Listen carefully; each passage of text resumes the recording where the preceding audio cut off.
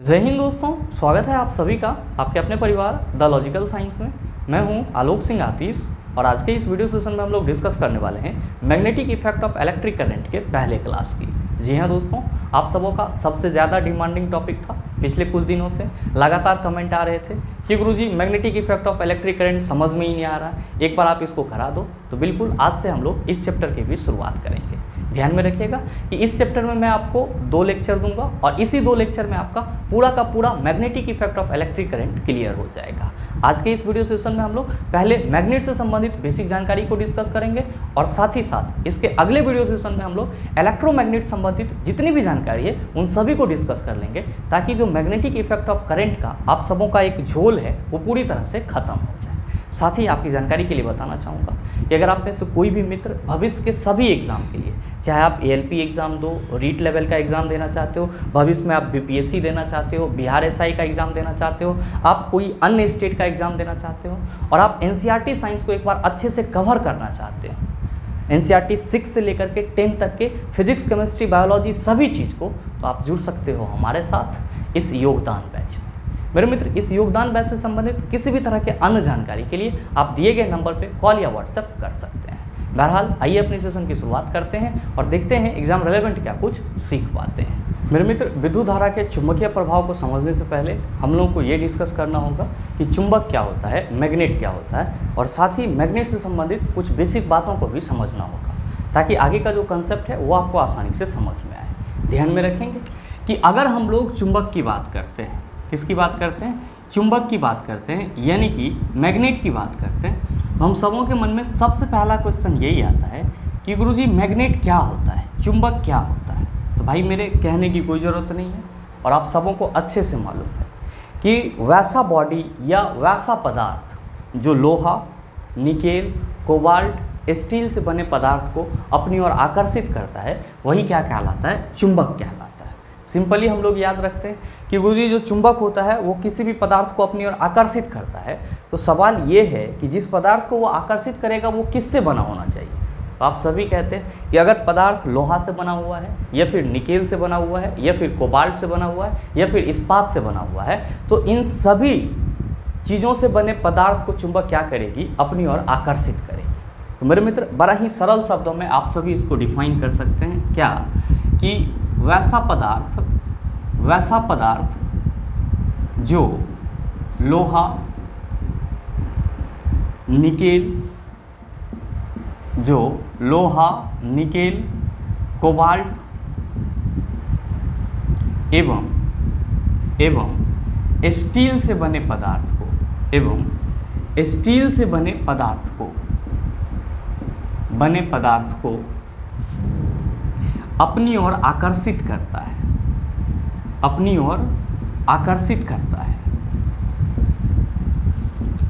करता है, चुंबक कहलाता है, यानी कि मैग्नेट कहलाता है। इंग्लिश में भी आप सभी डिफाइन कर सकते हैं कि such a type of body which attract the substances which are made by iron, nickel, cobalt and steel. मतलब क्या हुआ कि वैसा पदार्थ जो वैसे पदार्थों को अपनी ओर आकर्षित करती है जो लोहा, निकेल, कोबाल्ट और स्टील से बने होते हैं। या सरल शब्दों में चुंबक को और आसान भाषा में आप सभी डिफाइन कर सकते हैं कि कोई भी चीज़ जो किसी दूसरे चीज़ को अपनी ओर आकर्षित करती है वही क्या कहलाता है, चुंबक कहलाता है। जैसे आप सभी गांव घर में ऐसा सुनते होंगे कि कोई अगर किसी का दोस्त है और बहुत अच्छा दोस्त है, तो जाहिर सी बात है कि वो ज़्यादा समय उसी दोस्त के साथ बिताना चाहेगा। तो गांव घर में या समाज के लोग उसके बारे में क्या कहते हैं कि अरे देख रहे हो उसको कि वो एक दूसरे के साथ चुंबक के जैसे लिपटा हुआ है। मतलब क्या हुआ कि चुंबक के जैसे सटा हुआ है। तो चुंबक के अंदर गुण किस चीज़ की होती है, तो आप कहेंगे सर आकर्षण की होती है, किसी भी पदार्थ को आकर्षित करने की। मेरे मित्र, आप सभी के मन में आ रहा होगा कि गुरुजी ये तो चुंबक का डेफिनेशन बहुत ही सरल सा था, लेकिन ये बताओ कि ये जो चुंबक होते हैं ये कितने प्रकार के होते हैं। तो आप सभी बेसिक तौर पे ध्यान में रखेंगे, क्या ध्यान में रखेंगे कि जो मैग्नेट होते हैं यानी कि जो चुंबक होता है ये 2 प्रकार का होता है। कितने प्रकार का, 2 प्रकार का होता है। एक आपका कौन सा होता है, तो एक होता है आपका अस्थाई चुंबक। एक कौन सा होता है, अस्थाई चुंबक, जिसको हम लोग इंग्लिश में क्या कहते हैं, इसको हम लोग इंग्लिश में परमानेंट मैग्नेट कहते हैं। क्या कहते हैं, परमानेंट मैग्नेट कहते हैं। और साथ ही आप सभी ध्यान में रखना, दूसरा कौन सा होता है, तो दूसरा होता है आपका अस्थायी चुंबक। दूसरा कौन सा होता है, अस्थायी चुंबक, जिसको हम लोग क्या कहते हैं, तो सर इसको हम लोग टेम्पररी मैग्नेट कहते हैं इंग्लिश में। क्या कहते हैं, टेम्पररी मैग्नेट कहते हैं इंग्लिश में। अब आप सबों के मन में आ रहा होगा कि गुरुजी ये बताओ कि अस्थायी चुंबक किसको बोलेंगे।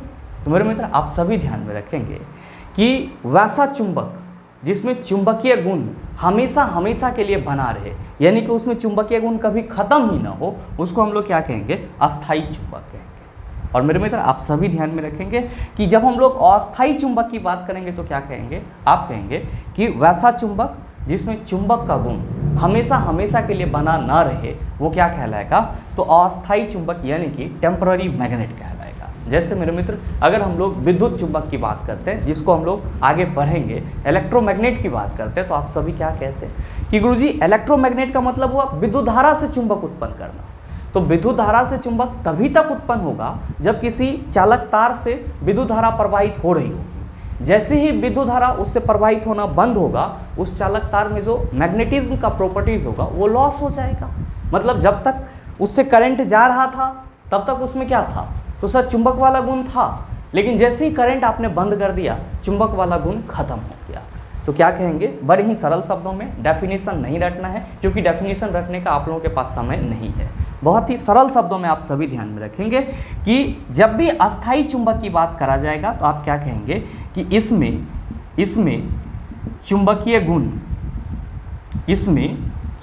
गुण अस्थायी होगा, यानी कि लगातार बना रहेगा, हमेशा हमेशा के लिए इसमें क्या होगा, तो सर चुंबकीय गुण बना हुआ रहेगा। और इसमें आप क्या कहेंगे, तो आप कहेंगे कि इसमें चुंबकीय गुण अस्थायी होता है। इसमें चुंबकीय गुण अस्थायी होता है। ध्यान में रखिएगा कि जब हम लोग टेम्पररी मैग्नेट की बात करेंगे तो आप सबों के मन में आ रहा होगा कि गुरुजी क्या इसका कोई एग्जाम्पल हो सकता है क्या, कि वैसा पदार्थ या वैसा चुंबक जिसमें चुंबकीय गुण अस्थायी हो। तो मेरे मित्र आप सभी ध्यान में रखेंगे कि अभी जो हमने इलेक्ट्रोमैग्नेट की बात करा है, यानी कि विद्युत चुंबक की बात करा है, तो विद्युत चुंबक आपका क्या है, आप सभी याद रखना कि ये जो है ये टेम्पररी मैग्नेट का एग्जाम्पल है। तो क्या कहेंगे कि अस्थायी चुंबक वो होगा जिसमें चुंबक गुण अस्थायी होगा, यानी कि कुछ देर के लिए रहेगा फिर खत्म हो सकता है। लेकिन अस्थायी चुंबक की बात जब हम लोग करेंगे तो क्या कहेंगे, इसमें जो चुंबकीय प्रॉपर्टीज होगी, मैग्नेटिज्म का गुण होगा, वो अस्थायी होगा, यानी कि हमेशा हमेशा के लिए रहेगा। आप कहेंगे चलो सर ये तो क्लियर हो गया, अब हम लोग समझ गए कि जो इलेक्ट्रोमैग्नेट है वो क्या है, तो एक प्रकार का टेम्पररी मैग्नेट है, यानी कि अस्थायी चुंबक है। लेकिन आप सबों के मन में आ रहा होगा कि गुरुजी ये तो इलेक्ट्रोमैग्नेट हम लोगों पे डिपेंड करेगा, अपनी ज़रूरत के हिसाब से इसको हम बना सकते हैं। जब किसी चीज़ की खोज हो गई है तो यूटिलाइजेशन तो उसका हम लोग के हिसाब से होगा, बिल्कुल होगा सर। और हम लोग अपने हिसाब से अलग अलग जो हमारा डिवाइसेस होता है, जैसे कि रेडियो हो गया, टेलीविज़न हो गया, ट्रांजिस्टर हो गया, इन सबों में हम लोग अलग अलग इलेक्ट्रोमैग्नेट का यूज़ करते भी हैं। और ये जो आपका टीवी, रेडियो या फिर अदर जो डिवाइसेस हैं जिसमें कहीं ना कहीं इलेक्ट्रोमैग्नेट का यूज़ किया जाता है, ये सब आपका कब खोजा गया है, तो सर इलेक्ट्रोमैग्नेटिज्म के पता चलने के बाद खोजा गया है। तो आप कहेंगे कि चलो सर ये तो ठीक है कि ये इलेक्ट्रोमैग्नेट है जो टेम्पररी मैग्नेट कहलाएगा, लेकिन क्या प्रकृति में कोई ऐसा प्राकृतिक चुंबक पाया जाता है? ऑब्वियसली पाया जाता है। और आपके एग्जाम में क्वेश्चन भी पूछा जाता है। क्या क्वेश्चन पूछा जाता है कि निम्नलिखित में से प्राकृतिक चुंबक है। तो मेरे मित्र आप सभी ध्यान में रखेंगे कि जब भी हम लोग बात करेंगे, किसकी बात करेंगे, नेचुरल मैग्नेट की बात करेंगे, यानी कि प्राकृतिक चुंबक की बात करेंगे, तो आप सभी किसका नाम लेंगे, आप सभी लोडस्टोन का नाम लेंगे। किसका नाम लेंगे? लोडस्टोन का नाम लेंगे। इसी को हम लोग क्या कहते हैं, इसी को हम लोग मैग्नेटाइट कहते हैं। क्या कहते हैं? मैग्नेटाइट कहते हैं। और फॉर्मूला क्या होता है? Fe3O4 होता है। तो ध्यान में रखेंगे ये आपका क्या है, तो सर ये नेचुरल मैग्नेट है, यानी कि आप ये कह सकते हैं कि जो मैग्नेटाइट है वो किस प्रकार का चुंबक है, आप कहिएगा प्राकृतिक चुंबक है। क्या कहिएगा? प्राकृतिक चुंबक है। अब आप सबों के मन में सवाल आ रहा होगा कि गुरुजी क्या प्राकृतिक चुंबक में, नेचुरल मैग्नेट में मैग्नेटिज्म प्रॉपर्टीज अस्थायी होती है? मेरे मित्र हमेशा ध्यान में रखेंगे कि जब भी अस्थायी चुंबक की बात करी जाएगी ना, तो आपको कहीं ना कहीं एग्जाम्पल इसी का देना होगा क्यों? क्योंकि जो प्राकृतिक चुंबक होता है उसमें मैग्नेटिज्म प्रॉपर्टीज क्या होती है, अस्थायी रूप से होती है, यानी कि चुंबकीय गुण जो है वो अस्थायी होता है और उसको आप लॉस नहीं कर सकते हैं। हाँ, ये अलग बात है कि आप उसको तोड़ देंगे, बहुत ज़्यादा टेम्परेचर दे करके उसको मेल्ट कर देंगे, या कोई आप ऐसा चीज़ करेंगे जिससे वो सारा टुकड़ा टुकड़ा में डिवाइड हो जाएगा, पिघल जाएगा, तो इस केस में ऑब्वियस ये है कि उसका जो मैग्नेटिज्म प्रॉपर्टीज होगा वो खत्म हो जाएगा। लेकिन कहीं से आपने लोडस्टोन लाया या मैग्नेटाइट लाया और उसको आप रखे हुए हैं सालों भर तक, तो ऐसा नहीं है कि 1 साल के बाद, 2 साल के बाद, 4 साल के बाद उसका चुंबकीय गुण खत्म हो जाएगा। कब खत्म होगा? तो जब उसको क्षति पहुंचाएंगे, तोड़ देंगे, बहुत छोटा छोटा महीन टुकड़ा में कर देंगे, या मेल्ट करेंगे, या फिर उसको बहुत ज़्यादा प्रेशराइज कर देंगे, तो इस केस में हम कह सकते हैं कि चुंबकीय गुण खत्म होगा। लेकिन ऐसे नहीं खत्म होगा। तो क्या कहिएगा कि गुरुजी जो प्राकृतिक चुंबक होते हैं एक्चुअली में यही क्या होते हैं, अस्थायी चुंबक होते हैं। तो आपसे अगर ये क्वेश्चन पूछा जाए कि अस्थायी चुंबक का उदाहरण क्या होगा, तो आप कहेंगे प्राकृतिक चुंबक, नाम आप सबों को मालूम है, लोडस्टोन, या फिर क्या कहेंगे इसको, मैग्नेटाइट। अगर फॉर्मूला करके पूछ लिया जाएगा क्वेश्चन तो आप कहेंगे Fe3O4। और क्वेश्चन पूछा जाएगा कि निम्नलिखित में से अस्थायी चुंबक है और आपके ऑप्शन में इलेक्ट्रोमैग्नेट है, तो आप इसको आराम से टिक करेंगे, आपका आंसर 100% सही होगा। तो मेरे मित्र, अगर हम लोग मैग्नेट के बेसिक इंट्रोडक्शन की बात करें तो वो आपका यही है कि जो मैग्नेट होता है वो वैसा पदार्थ होता है जो आयरन, निकेल, कोबाल्ट और स्टील जैसे पदार्थ से बने किसी भी चीज़ को अपनी ओर आकर्षित करने का क्षमता रखता है। 2 प्रकार के होते हैं, अस्थायी और अस्थायी। अस्थायी वो होगा जिसमें चुंबकीय गुण हमेशा हमेशा के लिए बना हुआ रहेगा, एग्जाम्पल लोडस्टोन, मैग्नेटाइट, या फॉर्मूला Fe3O4। अस्थायी चुंबक की बात करेंगे तो हम लोग कहेंगे इलेक्ट्रोमैग्नेट, जिसको क्या कहा जाता है, तो सर हिंदी में इसी को विद्युत चुंबक भी कहा जाता है। हिंदी में इसी को क्या कहा जाता है, विद्युत चुंबक भी कहा जाता है। तो आप कहेंगे कि गुरुजी ये चीज़ तो हमारा पूरा क्लियर हो गया, लेकिन आप में से बहुत सारे मित्रों के मन में आ रहा होगा कि गुरुजी आयरन, निकेल और कोबाल्ट तक तो सही है, लेकिन ये जो आपने स्टील बताया है, क्या स्टील को चुंबक अपनी ओर आकर्षित करता है? तो मेरे मित्र, आप सभी ध्यान में रखेंगे कि स्टील जो है वो क्या है, एलॉय है। क्या है सर? एलॉय है। किसका? तो सर लोहा और कार्बन का। किसका सर? लोहा और कार्बन का। और आप क्या कह रहे हैं कि चुंबक लोहा से बने पदार्थों को अपनी ओर आकर्षित करेगा, और स्टील में क्या है, तो सर लोहा है और साथ ही साथ कम मात्रा में कार्बन है। जाहिर सी बात है कि जो लोहिक प्रॉपर्टीज है, लोह गुण है, वो तो आपका स्टील में भी है। तो जाहिर सी बात है कि इसी प्रॉपर्टीज को लेकर के मैग्नेट इसको क्या करता है, तो अपनी ओर आकर्षित करता है। आप कहेंगे कि चलो सर ये सब ठीक है, लेकिन ये बताओ कि मैग्नेटिक पोल क्या होता है, मैग्नेटिक फील्ड क्या होता है, मैग्नेटिक फील्ड लाइन क्या होता है? तो भाई मेरे परेशान होने की ज़रूरत नहीं है, एक एक चीज़ को हम लोग आराम से समझेंगे, और यकीन मानिए कि इस सेशन के बाद से आपको magnetic effect of electric current में किसी भी तरह की कोई परेशानी नहीं होगी। जैसा कि मैंने आपको शुरुआत में बताया कि इस पे 2 लेक्चर प्रोवाइड किया जाएगा, एक आपको आज मिल रहा है और एक आपको कल मिलेगा। इस दोनों के बाद आपका मैग्नेटिक का जो पूरा कंसेप्ट है वो पूरी तरह से क्लियर हो जाएगा, मतलब पानी पानी हो जाएगा। तो आइए अब हम लोग डिस्कस कर लेते हैं मैग्नेटिक पोल्स को, मैग्नेटिक फील्ड को, मैग्नेटिक फील्ड लाइन को। लेकिन उससे पहले अगर आप सभी स्क्रीनशॉट लेना चाहते हैं तो वीडियो को पॉज करके स्क्रीनशॉट ले सकते हैं। अब हम लोग बात करते हैं मैग्नेटिक पोल की। ध्यान दीजिएगा, आप सभी हेडिंग लगा लेंगे, मैग्नेटिक पोल, मैग्नेटिक पोल। इसी को हम लोग हिंदी में क्या कहेंगे, हिंदी में इसको हम लोग चुंबकीय ध्रुव कहेंगे। क्या कहेंगे? चुंबकीय ध्रुव कहेंगे। आप कहेंगे कि गुरुजी ये क्या होता है? तो मेरे मित्र, इस चीज़ को समझने के लिए आपको एक मैग्नेट का डायग्राम देखना होगा। जैसे कि थोड़ा देर के लिए आप मान लीजिए कि ये आपका क्या है, तो ये आपका एक मैग्नेट है। क्या है? मैग्नेट।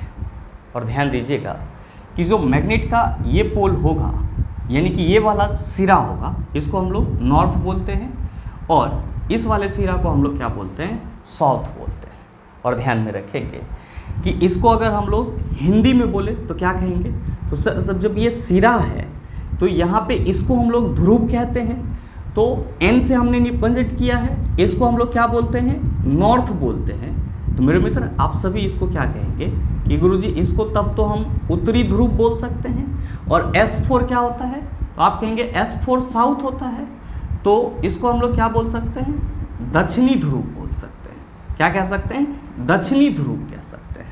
ध्यान में रखेंगे कि इंग्लिश में नॉर्थ पोल बोलेंगे और हिंदी में क्या बोलेंगे, साउथ पोल बोलेंगे। तो आप क्या कहेंगे कि गुरुजी किसी भी चुंबक का जो दोनों सिरा होता है उसी को ध्रुव बोला जाता है। बड़े ही सरल शब्दों में, हर डेफिनेशन को लिख करके याद करने की कोशिश मत कीजिएगा, कुछ चीज़ों को आप अपने माइंड में सेट करने की कोशिश कीजिएगा। पढ़ाई का मतलब यही होता है। तो जहाँ कहीं भी बात की जाएगी चुंबकीय ध्रुव की, मैग्नेटिक पोल की, तो आप कहेंगे कि चुंबक का जो दोनों सिरा होता है उसी को क्या बोला जाता है, चुंबकीय ध्रुव बोला जाता है। और दोनों सिरा में एक आपका नॉर्थ साइड वाला होता है, एक आपका साउथ साइड वाला होता है। इसको हम लोग क्या कहते हैं, तो सर शॉर्ट फॉर्म में एन और एस से तो रिप्रेजेंट करते हैं, लेकिन क्या है ये, तो आप कहेंगे ये उत्तरी ध्रुव है और ये क्या है, दक्षिणी ध्रुव है। तो आप सरल शब्दों में ये भी कह सकते हैं कि जो चुंबकीय ध्रुव होते हैं ये कितने प्रकार के होते हैं, आप कहेंगे 2 प्रकार के होते हैं। कौन कौन सा, तो आप कहिएगा गुरुजी एक होता है उत्तरी ध्रुव, एक क्या होता है उत्तरी ध्रुव, और दूसरा क्या होता है, तो आप सभी कहेंगे दक्षिणी ध्रुव, जिसको हम लोग क्या कहते हैं, तो सर इसी को हम लोग इंग्लिश में north pole and south pole कहते हैं। क्या कहते हैं, north pole and south pole कहते हैं। आप कहेंगे गुरुजी ये चीज़ हमको याद हो गया, आप सबों के मन में आ रहा होगा कि ये तो आसान था सर, लेकिन ये वाला जो गैप बच रहा है इसको क्या कहेंगे हम लोग, ये तो नॉर्थ पोल हो गया, ये साउथ पोल हो गया, लेकिन यहाँ पे आपको कुछ गैप बच रहा है ना, इसको क्या कहिएगा। तो मेरे मित्र ध्यान में रखेंगे कि इसी को हम लोग क्या कहते हैं, इसी को हम लोग चुंबकीय अक्ष कहते हैं। क्या कहते हैं, चुंबकीय अक्ष कहते हैं, या फिर इंग्लिश में इसको क्या बोला जाता है, मैग्नेटिक एक्सिस बोला जाता है। क्या बोला जाता है, मैग्नेटिक एक्सिस बोला जाता है। आपके मन में आ रहा होगा कि गुरुजी हर चीज़ का कुछ ना कुछ डेफिनेशन होता है, तो क्या चुंबकीय अक्ष का भी कोई डेफिनेशन है, ऑब्वियसली है, और बहुत ही कॉमन सा डेफिनेशन है। आप कह रहे हो कि जो चुंबकीय ध्रुव है वो चुंबक का दोनों सिरा है, तो मेरे मित्र चुंबक के दोनों सिरा को आप ध्रुव कह रहे हो, और दोनों ध्रुव जो है वो किससे कनेक्ट है, तो आप कहेंगे चुंबकीय अक्ष से कनेक्ट है, क्योंकि दोनों ध्रुव के बीच वाले पार्ट को आपने चुंबकीय अक्ष कहा है। आप सरल शब्दों में ना कह सकते हैं कि चुंबक के दोनों ध्रुव को मिलाने वाली जो रेखा होती है वही क्या कहलाती है, चुंबकीय अक्ष यानी कि मैग्नेटिक एक्सिस कहलाती है। क्या कहेंगे कि चुंबक के दोनों ध्रुव को जो मिलाने वाली रेखा होती है वही क्या कहलाती है, चुंबकीय अक्ष यानी कि मैग्नेटिक एक्सिस कहलाती है। यहाँ पे भी रटने की जरूरत नहीं पड़ा, ये चीज़ आप समझ गए होंगे। अब मोस्ट इंपॉर्टेंट चीज़ आप सभी ध्यान में रखेंगे। क्या ध्यान में रखेंगे कि अगर हमारा यहाँ पे 2 चुंबक है, जैसे एक आपका ये नॉर्थ साउथ वाला है और दूसरा आपका एक ऐसा चुंबक है जो क्या है, तो सर इसका ये पोल साउथ है और इसका ये पोल नॉर्थ है, और अगर आप इसको नज़दीक लाने की कोशिश करेंगे तो आप क्या कहेंगे कि गुरुजी चूँकि जब इस दोनों चुंबक को नज़दीक लाया जाएगा, जैसे ही धीरे धीरे इसको नज़दीक लाया जाएगा तो यहाँ पे जैसे ही आएगा सर ये सटिए नहीं पाएगा। काहे, तो सर एक दूसरे को रिपेल करेगा, ये एक दूसरे को क्या करेगा, रिपेल करेगा। क्यों, क्योंकि आप रीज़न देंगे कि दोनों का तो सेम ध्रुव है, दोनों का क्या है, सेम ध्रुव है। मैंने आपको क्या बोला कि 2 चुंबक ले लीजिए और दोनों चुंबक को आप सटाने का प्रयास कीजिए। आप क्या कहिएगा, वो सटिए नहीं पाएगा। अगर सट नहीं पा रहा है चला तो समझ जाना वहाँ पे दोनों चुंबक के सेम ध्रुव के बीच में उसको सटाने का प्रयास किया जा रहा है। इसका मतलब ये हुआ कि गुरुजी चुंबक का जो सेम ध्रुव होता है यानी कि समान ध्रुव होता है, ये एक दूसरे से ना सटता है, बिल्कुल ना सटता है। और हमेशा ध्यान में रखेंगे कि चुंबक 2 अगर चुंबक हो हमारे पास तो उसके सेम पोल एक दूसरे को क्या करेंगे, विकर्षित करेंगे, यानी कि एक दूसरे को दूर भेजेंगे। तो यहाँ पे सेम पोल है ना, साउथ और साउथ।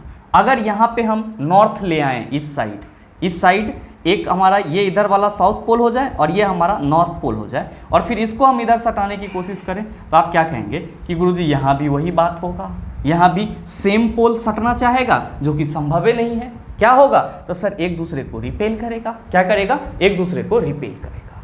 इसका मतलब क्या हुआ, इसका मतलब हुआ आप यहाँ पे नोट करके लिख सकते हैं, पहले पॉइंट में कि चुंबक के समान ध्रुव एक दूसरे को दूर धकेलते हैं। बहुत ही आसान शब्दों में याद रखिए, एक दूसरे को दूर धकेलते हैं। मतलब क्या हुआ कि सर विकर्षित करते हैं। क्या करते हैं, विकर्षित करते हैं। अब समान ध्रुव क्या हो सकता है? अगर हम साउथ पोल को सटाना चाहें तो आप कहेंगे सर विकर्षण होगा। क्या होगा? विकर्षण होगा। अगर हम नॉर्थ पोल और नॉर्थ पोल को सटाना चाहें तब आप क्या कहेंगे कि गुरुजी विकर्षण होगा। तो हमेशा क्या ध्यान में रखना है कि दो समान चुंबकीय ध्रुव एक दूसरे को क्या करता है? तो सर रिपेल करता है। वो समान चुंबकीय ध्रुव हमारा साउथ पोल हो सकता है या फिर नॉर्थ पोल हो सकता है। लेकिन मेरे मित्र आप सभी ध्यान में रखेंगे कि ये हमारा कोई मैग्नेट है, जिसका नॉर्थ पोल ये है, साउथ पोल ये है। और अगर हम किसी अन्य मैग्नेट को लाने की कोशिश कर रहे हैं और दोनों को चिपकाना चाह रहे हैं, जिसका ये क्या है? नॉर्थ पोल और ये क्या है? South pole. तो आप क्या कहेंगे कि गुरुजी जैसे ही इस चुंबक के नज़दीक आप इसको लाएंगे ये एक दूसरे के साथ चिपक जाएगा। यानी कि यहाँ पे साउथ पोल था, यहाँ पे नॉर्थ पोल था, तो दोनों एक दूसरे के साथ सट जाएगा, मतलब एक दूसरे को आकर्षित कर लेगा। तो इससे कहानी क्या निकल के आती है? कहानी निकल के ये आती है कि चुंबक के दो विपरीत ध्रुव एक दूसरे को आकर्षित करेंगे, जबकि चुंबक के दो समान ध्रुव एक दूसरे को दूर धकेलेंगे, मतलब विकर्षित करेंगे। तो आप दूसरा नोट ये भी लिख लेंगे कि चुंबक के दो विपरीत ध्रुव एक दूसरे को आकर्षित करेंगे, आकर्षित करेंगे या आकर्षित करता है, ये भी आप लिख सकते हैं। ध्यान में रखिएगा, आकर्षण अट्रैक्शन, विकर्षण या विकर्षित होना कहेंगे तो रिपेल, अब विकर्षण कह रहे हैं तो रिपल्सन कहेंगे। तो ये चीज़ आप ध्यान में रखेंगे कि आकर्षण को इंग्लिश में अट्रैक्शन बोला जाता है, विकर्षण को इंग्लिश में रिपल्सन बोला जाता है। तो क्या कहिएगा कि चुंबक के जो दो समान ध्रुव होंगे वो एक दूसरे को रिपेल करेगा, यानी कि एक दूसरे से दूर भागेगा, लेकिन चुंबक के जो दो विपरीत ध्रुव होंगे वो क्या करेगा? एक दूसरे को आकर्षित करेगा, यानी कि एक दूसरे को अट्रैक्ट करेगा। तो ध्रुव से संबंधित ये दो नोट आप अपने माइंड में रखिएगा, आपके एग्जाम के लिए जरूरी है। आप कहेंगे कि गुरुजी पोल तो हमारा क्लियर हो गया, लेकिन ये बताओ कि ये चुंबकीय क्षेत्र क्या होती है। तो आइए अब हम लोग डिस्कस करते हैं चुंबकीय क्षेत्र को। लेकिन उससे पहले अगर आप सभी नोट डाउन करना चाहते हैं या फिर स्क्रीनशॉट लेना चाहते हैं तो वीडियो को पॉज करके नोट डाउन या फिर स्क्रीनशॉट ले सकते हैं। अब हम लोग डिस्कस करते हैं मैग्नेटिक फील्ड को। तो आप सभी हेडिंग लगा लेंगे, मैग्नेटिक फील्ड।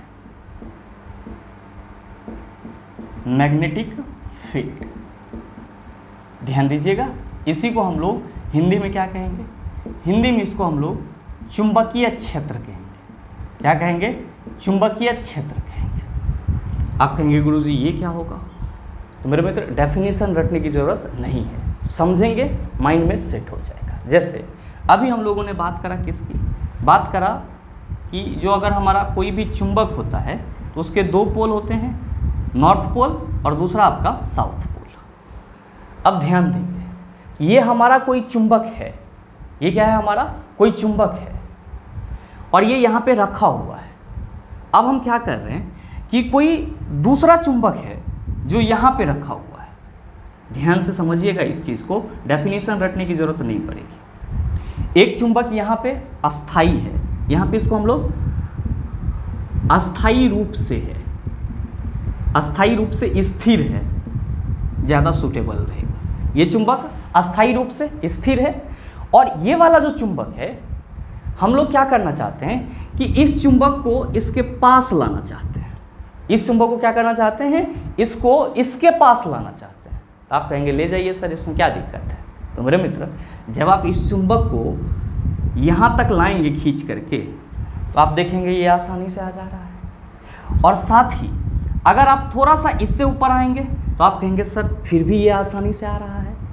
जब आप यहाँ आएंगे तो आप क्या महसूस करेंगे कि गुरुजी यहाँ से यहाँ आए तो हमको कोई दिक्कत नहीं हुआ लाने में, अब फिर यहाँ से यहाँ आए तो भी हमको कोई दिक्कत नहीं हुआ लाने में। लेकिन जैसे ही हम यहाँ पे आए तो इस चुंबक पे क्या हो रहा है? तो सर कुछ बल फील हो रहा है। बल फील होने का मतलब चला दो स्थिति हो सकता है कि यहाँ पे अगर इस चुंबक को लाएंगे, लाने में हो सकता है कि इसका पोल वगैरह उलट जाए। तो अगर सेम पोल हो जाएगा तो आप कहेंगे कि गुरुजी जैसे ही यहाँ पे लाए तो ये मतलब थोड़ा सा बल का अनुभव कर रहा है, जो चाह रहा है कि हम अंदर की ओर ना जाए, बाहर की ओर आ जाए। तो हो सकता है कि सेम पोल होगा तो रिपल्सन हो रहा होगा। लेकिन सर हम ऐसा भी फील कर रहे हैं कि यहाँ पे लाने के साथ ही ये चुंबक चाह रहा है कि हम इसको खींच लें। यहाँ पे लाने के साथ ही आपको दो कंडीशन देखने को मिल सकता है। या तो आपको लगेगा कि इस चुंबक के द्वारा इसको बाहर धकेला जा रहा है, मतलब नज़दीक आने नहीं दिया जा रहा है, या फिर ऐसा लग रहा होगा कि सर इसको जैसे ही यहाँ पे हम लाते हैं ये चुंबक लग रहा है इसको अपनी ओर खींच रहा है। मेरे मित्र ध्यान देंगे कि आप यहाँ पे ला रहे हैं तब आपको ये चीज़ पता चल रहा है। तो यहाँ से हम यहाँ तक इसको घेर देते हैं। क्या करते हैं सर? इसको घेर देते हैं। और ध्यान देंगे कि जब आपने यहाँ से यहाँ तक इसको घेर दिया तो मेरे कहने का मतलब ये हुआ कि अब इस क्षेत्र में आप कहीं भी इस चुंबक को लाएंगे तो जो आप फील कर रहे हैं आकर्षण और विकर्षण, अट्रैक्शन और रिपल्सन, कहीं ना कहीं आप फील करेंगे। बड़े मित्र ध्यान में रखना कि ये जो आकर्षण और विकर्षण है वो एक प्रकार का बल है। अगर कोई दो चीज़ आपस में चिपक जाता है मतलब अट्रैक्शन वाला बल लग रहा है, एक दूसरे को दूर भेज रहा है मतलब रिपल्सन वाला बल लग रहा है। तो इसका मतलब ये हुआ कि गुरुजी अगर हम इस क्षेत्र के अंतर्गत किसी भी चुंबक को लाना चाहेंगे तो 100% ये सही है कि वो कुछ ना कुछ आकर्षण और विकर्षण बल का अनुभव करेगी। आप कहेंगे सर बल का अनुभव जब तक नहीं करेगी तब तक हम लोग ये कह ही नहीं सकते हैं ये इसको धकेल रहा है कि अपने पास बुला रहा है। तो मेरे मित्र मैं आपको यही समझाना चाह रहा था कि आपने इस चुंबक को यहाँ तक लाया, कोई परेशानी नहीं हुई, यहाँ तक लाया, कोई परेशानी नहीं हुई। जैसे ही यहाँ पे आए आपको कुछ बल का अनुभव हुआ, आपको नहीं हुआ ये बल का अनुभव। एक्चुअली आपके हाथ में जो चुंबक था उस चुंबक को कुछ बल का अनुभव हुआ। ये बल क्या हो सकता है? आकर्षण और विकर्षण, और इकट्ठे एकरा क्या कह सकते हैं? तो आप कहेंगे सर इकट्ठे चुंबकीय बल बोल सकते हैं, क्योंकि इस क्षेत्र में लाने पर ये इसी चुंबक के द्वारा किए गए कारनामा से क्या हो रहा है? आकर्षित या विकर्षित होने की कोशिश कर रहा है। तो जाहिर सी बात है कि इसके द्वारा कुछ ना कुछ फोर्स लगाया जा रहा होगा, कुछ ना कुछ मोह माया फेंका जा रहा होगा। तो मेरे मित्र आप सभी क्या कहेंगे? आप सभी कहेंगे चुंबकीय क्षेत्र के बारे में, क्योंकि कंसेप्ट आपका क्लियर हो चुका है कि चुंबक के आसपास का वैसा क्षेत्र, ध्यान दीजिएगा, चुंबक के आसपास का वैसा क्षेत्र, ये सब क्या है? तो चुंबक के चारों ओर आसपास का क्षेत्र है। आप चारों ओर मतलब पूरा बोर्ड ना समझ जाइएगा, क्योंकि चुंबक क्षेत्र का भी अपना एक लिमिटेशन है। इसीलिए हम लोग क्या कहते हैं कि चुंबक के आसपास का वह क्षेत्र जिस पे या जहां पे कोई अन्य चुंबक चुंबकीय बल अनुभव करता है, चुंबकीय बल का फीलिंग्स आता है, उसको वही क्या कहलाता है? चुंबकीय क्षेत्र कहलाता है। तो बड़े ही सरल शब्दों में आप सभी लिख सकते हैं कि चुंबक के आसपास का वह क्षेत्र, चुंबक के आसपास का वह क्षेत्र, इसको हम मिटा दे रहे हैं क्योंकि आपने इसको समझ लिया है। अब इसमें बहुत बड़ा डायग्राम की जरूरत नहीं पड़ेगी। चुंबक के आसपास का वह क्षेत्र जहां कोई अन्य चुंबक चुंबकीय बल अनुभव करता है, या चुंबकीय, दो बार चुंबक लिख दिए सर, कोई अन्य चुंबक, यहाँ पे कोमा होना चाहिए था, हाँ, अन्य चुंबक चुंबकीय बल का अनुभव करता है, चुंबकीय बल का अनुभव करता है, क्या कहलाता है? आप कहेंगे मैग्नेटिक फील्ड कहलाता है, यानी कि चुंबकीय क्षेत्र कहलाता है। जैसे मेरे मित्र मान लो कि कोई मतलब बदमाश किस्म का आदमी है, ठीक है, डकैत बोलना थोड़ा सा सही नहीं रहेगा, बदमाश किस्म चलेगा। तो कोई बदमाश किस्म का आदमी है, किसी शहर में है, तो उस बदमाश किस्म के आदमी के आसपास का जो क्षेत्र होता है कहीं ना कहीं उसमें उसका बोलबाला होता है, क्योंकि वो साम दाम दंड भेद सारा चीज़ का उपयोग कर सकता है अपने से किसी को नीचा दिखाने के लिए। तो हम लोग कहते हैं अरे बहुत ज़्यादा वो पावरफुल है। तो जब आप उसके एरिया में जाइएगा तो आप उसके बल को अनुभव करेंगे। उसी तरह अगर कोई चुंबक आपका कहीं पे रखा हुआ है और उसके आसपास में अगर आप किसी अन्य चुंबकीय पदार्थ को या फिर किसी अन्य चुंबक को ले जाने की कोशिश करेंगे तो आपको क्या होगा? तो सर आकर्षण या विकर्षण बल का अनुभव होगा। और ये जो आकर्षण या विकर्षण बल का अनुभव हो रहा है ये किसके चलते उत्पन्न हो रहा है? तो सर चुंबकीय बल के चलते उत्पन्न हो रहा है। मतलब हम कह सकते हैं कि अगर कहीं पे चुंबक रखा हुआ है और उसके आसपास अगर हम कोई चुंबकीय पदार्थ यानी कि जो चुंबक से आकर्षित हो जाता है या कोई अन्य चुंबक को ले जाने की कोशिश करेंगे तो हम लोग क्या कर देखेंगे कि वहां पे जो चुंबक है वो चुंबकीय बल का अनुभव कर रहा है। चुंबकीय बल का क्या कर रहा है? अनुभव कर रहा है। तो हम कह सकते हैं कि चुंबक के आसपास का वह क्षेत्र जहां कोई अन्य चुंबक चुंबकीय बल का अनुभव करता है क्या कहलाएगा? चुंबकीय क्षेत्र कहलाएगा। अच्छा ध्यान दीजिएगा कि चुंबकीय क्षेत्र को समझने का ये चुंबक को किसी चुंबक के पास ले जाना ही तरीका नहीं है। आपके पास कंपास निडल भी है। ध्यान में रखिएगा कि कंपास निडल से क्या किया जाता है? तो सर डायरेक्शन का पता लगाया जाता है। मेरे मित्र आप क्या कहते हैं कि कंपास निडल में क्या होता है कि मैग्नेटिक निडल लगा होता है और ये जो है हमेशा नॉर्थ पोल और साउथ पोल की ओर रहता है। क्या रहता है? नॉर्थ पोल और साउथ पोल की ओर इंडिकेट करते रहता है। तो जब ये फ्री है, जहां पे आप इसका यूज नहीं कर रहे, ये हमेशा नॉर्थ पोल और साउथ पोल को इंडिकेट करेगा। अगर आप चाहेंगे इस कंपास निडल को, ध्यान में रखिएगा, इसी को प्लॉटिंग निडल भी कहते हैं। अगर आप चाहेंगे इस कंपास निडल को इस चुंबक के आसपास लाने का कोशिश करेंगे तो आप देखेंगे कि इसका जो सुई है, निडल है, इसमें आपको क्या होगा? तो सर विचलन होना शुरू हो जाएगा। यानी कि इसमें आप कह सकते हो कि डिफ्लेक्शन होना शुरू हो जाएगा। ये नचना शुरू कर देगा, मतलब थोड़ा बहुत हिलडुल हो जाएगा।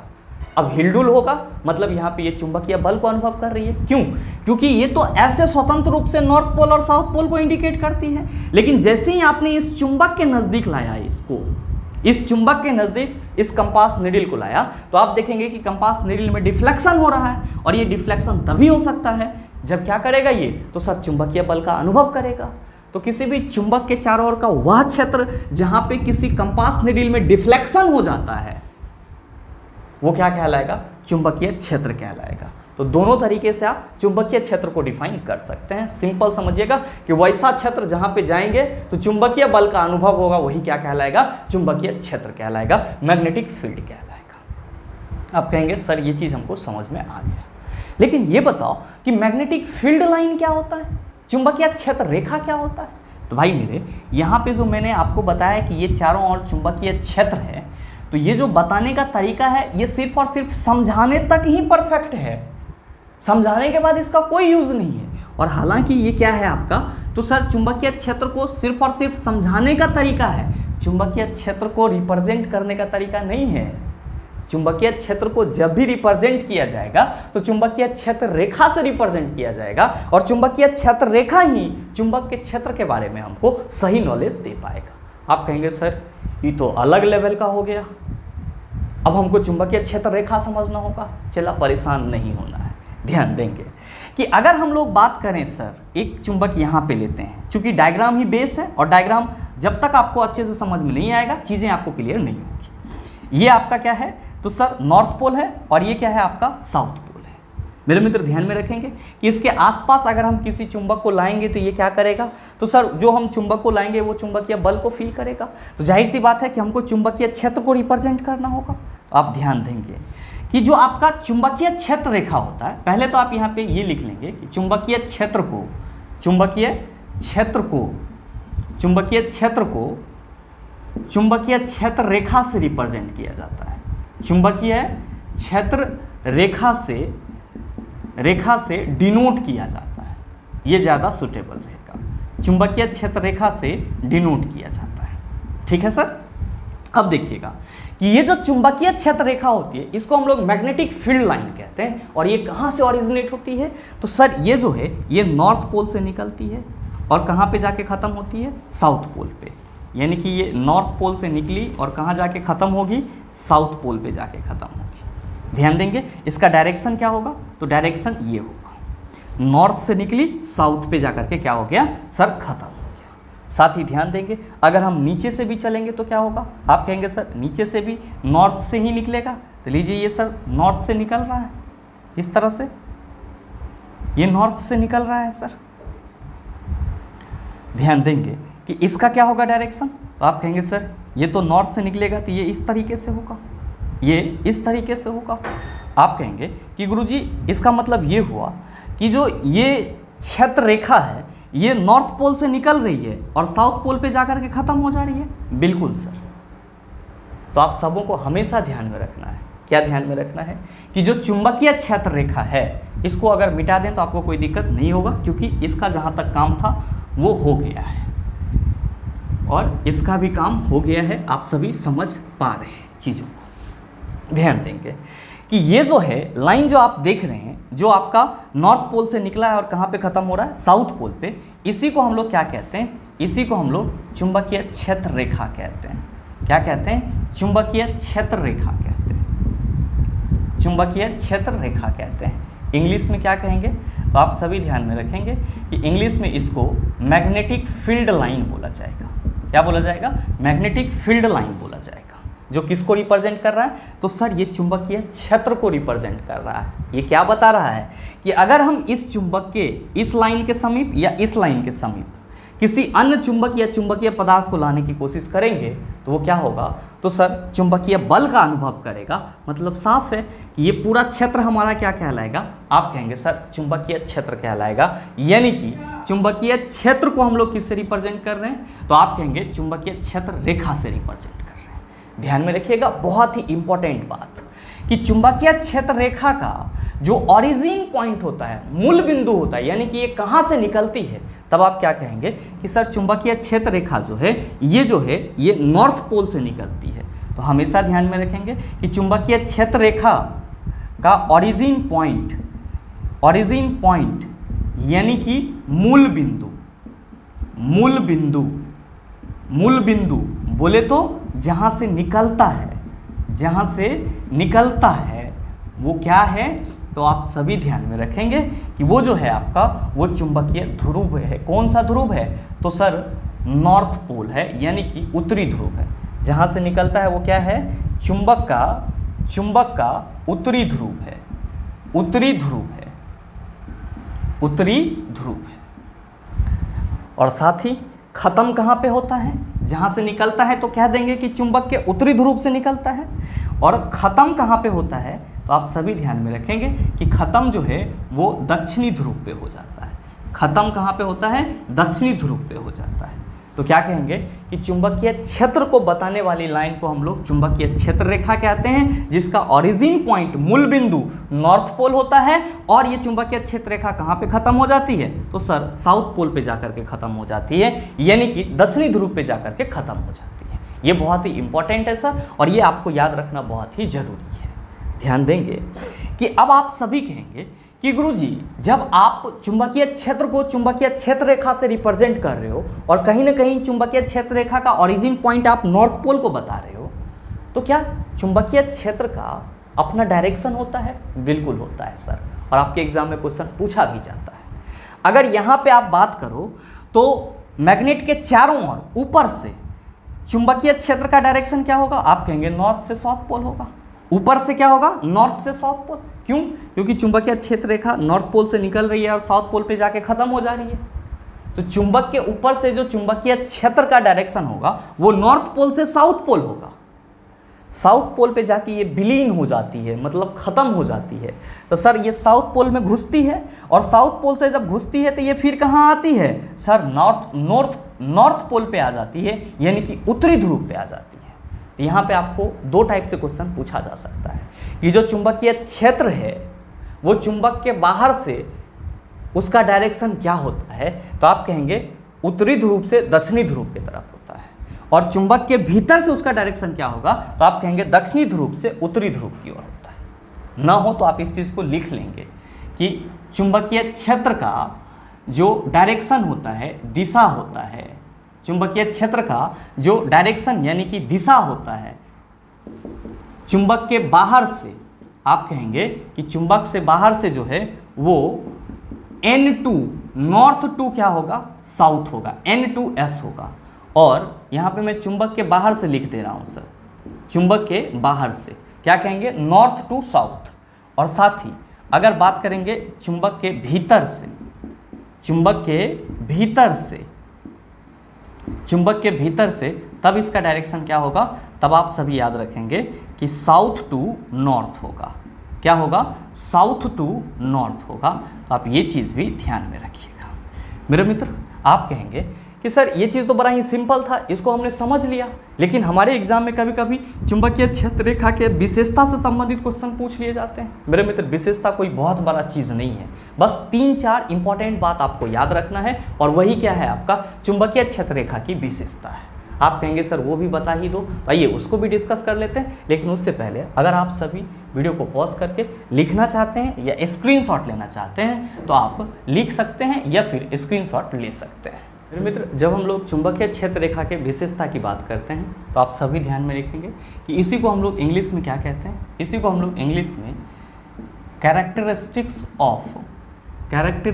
ऑफ मैग्नेटिक फील्ड लाइन कहते हैं। क्या कहते हैं? मैग्नेटिक फील्ड लाइन कहते हैं। और साथ ही ध्यान में रखेंगे कि इसके 5 प्रमुख विशेषता होता है, जिसमें आपका पहला क्या है, तो बड़ा ही सिंपल है कि चुंबकीय क्षेत्र रेखा एक सतत बंद वक्र है। ध्यान देंगे कि यहाँ पे चुंबकीय जो क्षेत्र रेखा है वो नॉर्थ पोल से निकला है और साउथ पोल पे जाके ख़त्म हो जा रहा है। यहाँ पे भी नॉर्थ पोल से निकला है और साउथ पोल पे जाके ख़त्म हो जा रहा है, नॉर्थ पोल से निकला और साउथ पोल पे जाके ख़त्म हो जा रहा है। तो ये क्या बना रहा है, तो सर एक क्लोज्ड पाथ बना रहा है, यानी कि हम कह सकते हैं कि ये एक बंद वक्र बना रहा है। तो हमेशा ध्यान में रखिएगा कि जो चुंबकीय क्षेत्र रेखा होती है उसकी पहली विशेषता ये है कि ये हमेशा एक सतत बंद वक्र बनाता है, या आप कह सकते हैं कि चुंबकीय क्षेत्र रेखा एक सतत बंद वक्र है। तो कोई भी पूछे कि चुंबकीय क्षेत्र रेखा जो है वो क्या है, तो आप कहेंगे एक कंटिन्यूअस क्लोज्ड पाथ है या फिर एक सतत बंद वक्र है। और साथ ही ध्यान में रखेंगे कि दूसरा विशेषता मैंने क्या लिखा है कि ये नॉर्थ पोल से साउथ पोल की ओर जाता है। मेरे मित्र, मैंने आपको कई बार बता दिया है इसी सेशन में कि चुंबकीय क्षेत्र रेखा का जो ओरिजिन पॉइंट है वो नॉर्थ पोल है। तो ये जब भी स्टार्ट होगा तो कहाँ से होगा, नॉर्थ पोल से, और कहाँ पे जाके ख़त्म होगा, साउथ पोल पे जाकर के ख़त्म हो जाएगा। और साथ ही ध्यान में रखेंगे इसका तीसरा कैरेक्टरिस्टिक्स क्या है कि ध्रुव के समीप क्षेत्र रेखा घनी होती है। मेरे मित्र, आप देख रहे होंगे ये जो आपका दोनों पोल है, अगर आप यहाँ पे जहाँ पे हमने इसको रेक्टेंगुलर पार्ट से घेरा है, इस वाले एरिया को देख रहे होंगे, तो यहाँ पे आपको चुंबकीय क्षेत्र रेखा क्या नज़र आ रही है, घनी नज़र आ रही है, यानी कि बहुत ज़्यादा यहाँ पे डेंस है। तो आप सभी हमेशा ध्यान में रखेंगे कि चुंबकीय क्षेत्र रेखा ध्रुव पे क्या होती है, घना होता है। और मेरे मित्र, जहाँ पे चुंबकीय क्षेत्र रेखा घना होगा वहाँ पे क्या होगा, तो सर जो चुंबकीय क्षेत्र की प्रबलता होगी वो क्या होगा, ज़्यादा होगा। यानी कि यहाँ पे जो आपका मैग्नेटिक फील्ड का ताकत होगा वो क्या होगा, तो सर ज़्यादा होगा। मतलब क्या हुआ कि यहाँ पे इस चुंबक के द्वारा जो बल लगाया जाएगा, जो कि चुंबकीय बल होगा, वो क्या होगा, ज़्यादा होगा। और इसीलिए हम लोग क्या कहते हैं कि चुंबक के ध्रुवों पर चुंबकीय बल ज़्यादा होता है। क्यों? क्योंकि वहाँ पे चुंबकीय क्षेत्र रेखा जो होती है वो बहुत ही निकट होती है, यानी कि बहुत ही ज़्यादा सघन। साथ ही नेक्स्ट मैंने लिखा है चौथा पॉइंट में इसी बात को कि क्षेत्र रेखा की निकटता चुंबकीय क्षेत्र की प्रबलता को बताता है। तो आप सभी ना हो तो इस चीज़ को कहीं पे इंपॉर्टेंट करके लिख लेंगे। सर क्या लिख लेंगे कि चुंबक के ध्रुव पर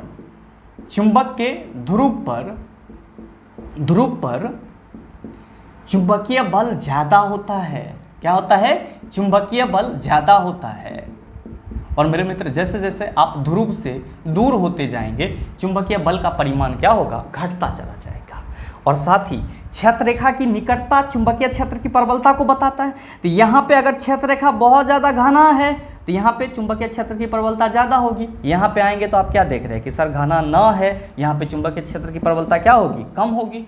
तो आप हमेशा ध्यान में रखिएगा कि चुंबक के जिस किसी भी पॉइंट पर चुंबकीय क्षेत्र रेखा एक दूसरे के साथ बहुत सघनता में होगा या एक दूसरे के बहुत निकट होगा, तो वहाँ पे चुंबकीय क्षेत्र की जो प्रबलता होगी, ताकत होगी, वो ज़्यादा होगी। मीन्स चुंबकीय बल क्या होगा, ज़्यादा होगा। तो आपके एग्जाम में क्वेश्चन पूछा गया था कि चुंबक के ध्रुव पर चुंबकीय बल डैश होते हैं, तो आप कहेंगे ज़्यादा होता है। जैसे जैसे दूर जाएंगे चुंबकीय बल घटता चला जाएगा। और सबसे अहम प्रॉपर्टीज ध्यान में रखेंगे कि चुंबकीय क्षेत्र रेखा एक दूसरे को नहीं काटती, कभी नहीं काटती है। जैसे आप देख रहे होंगे कि ये भी चुंबकीय क्षेत्र रेखा है, नीचे भी आपका चुंबकीय क्षेत्र रेखा है। आपने देखा है कि कोई एक दूसरे को काट रहा है? बिल्कुल नहीं काट रहा है। आप कहेंगे सर नहीं काट रहा है, इसका रीज़न क्या है? मेरे मित्र, अगर ये यहाँ पे एक दूसरे को इंटरसेक्ट करेगा तो कंपास नीडल 2 डायरेक्शन को बताएगा, और ऐसा संभव ही नहीं है कि कंपास नीडल एक साथ 2 डायरेक्शन को इंडिकेट करे। तो हमेशा ध्यान में रखेंगे कि चुंबकीय क्षेत्र रेखा एक दूसरे को कभी नहीं काटती है, या फिर आप कह सकते हैं नहीं काटती। क्यों नहीं काटती है? अगर काटेगी तो दो डायरेक्शन बनेगा, जो संभव ही नहीं है, पॉसिबल ही नहीं है। आप कहेंगे कि गुरुजी ये चीज़ तो हमको समझ में आ गया कि चुंबकीय क्षेत्र क्या होती है और चुंबकीय क्षेत्र रेखा की विशेषता क्या होती है। विशेषता आपको रटने की जरूरत नहीं है, आप अगर ये डायग्राम देख लिए हैं तो आपके माइंड में ये सेट हो जाएगा कि चुंबकीय क्षेत्र रेखा जो होती है वो बंद वक्र बनाती है। साथ ही चुंबकीय क्षेत्र रेखा उत्तरी ध्रुव से शुरू होती है और दक्षिणी ध्रुव पे खत्म हो जाती है। ध्रुव के समीप चुंबकीय क्षेत्र रेखा बहुत ज़्यादा सघन होता है, तो यहाँ पे चुंबकीय क्षेत्र की प्रबलता ज़्यादा होगी और साथ ही चुंबकीय बल ज़्यादा होगा। और साथ ही क्या कहेंगे कि जहाँ पे भी चुंबक में क्षेत्र रेखा एक दूसरे के निकट होगा वहाँ पे क्या होगी, तो सर प्रबलता ज़्यादा होगा और ये एक दूसरे को कभी इंटरसेक्ट नहीं करती, कभी एक दूसरे को काटती नहीं है। आप कहेंगे कि चलो सर ये पूरा हमारा क्लियर हो गया, लेकिन ये बताओ कि ये इलेक्ट्रोमैग्नेट क्या होता है? ये इलेक्ट्रोमैग्नेट क्या होता है? तो मेरे मित्र आप सभी ध्यान में रखेंगे कि इलेक्ट्रोमैग्नेट जो है इसी को हम लोग विद्युत चुंबक कहते हैं और जनरली ये विद्युत धारा के चुंबकीय प्रभाव से बनाया जाता है। तो हमको पहले किसको डिस्कस करना होगा? विद्युत धारा के चुंबकीय प्रभाव को डिस्कस करना होगा, और वो जो है 10 से 15 मिनट में नहीं होगा। उसके लिए क्या चाहिए? तो प्रॉपर एक क्लास चाहिए जिसमें आप विद्युत धारा के चुंबकीय प्रभाव को समझ पाओ, साथ ही साथ मैक्सवेल के दक्षिण हस्त नियम को समझ पाओ, साथ ही फ्लेमिंग के बाम हस्त और दक्षिण हस्त नियम को समझ पाओ। तो अगर आप उसको थोड़ा यहाँ पढ़ेंगे, थोड़ा फिर अगले वीडियो में पढ़ेंगे, तो वो आपको कंफ्यूज करेगा। इसलिए मैंने क्या सोचा है कि मैग्नेट का जो प्रॉपर्टीज था वो आपका यहाँ तक क्लियर हो गया, और इलेक्ट्रोमैग्नेट की जो चर्चा है वो हम लोग अपने कल के क्लास में करेंगे, और आपका 2 क्लास में ये जो पूरा magnetic effect of electric current है धाराशाही हो जाएगा। और साथ ही उम्मीद करते हैं यहाँ तक के जितने भी कंसेप्ट थे उसको आप आसानी से समझ पाए होंगे।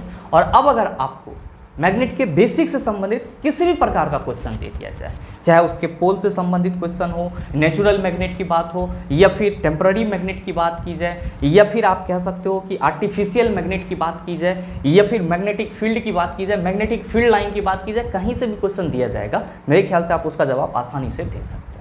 साथ ही उम्मीद करते हैं ये वीडियो भी आपको अच्छा लगा होगा। अगर आपको वीडियो अच्छा लगा तो वीडियो को लाइक कीजिएगा, ज़्यादा से ज़्यादा शेयर कीजिएगा, और हाँ, अगर आप चैनल पर नए हैं तो सब्सक्राइब करके बेल आइकन दबा लीजिएगा, ताकि इस तरह के एग्जाम रिलेवेंट वीडियो का नोटिफिकेशन सबसे पहले आपके पास पहुँचे और आप उसको सबसे पहले देख पाओ। मिलते हैं फिर अगले सेशन में, तब तक के लिए best of luck. Thank you, have a nice day.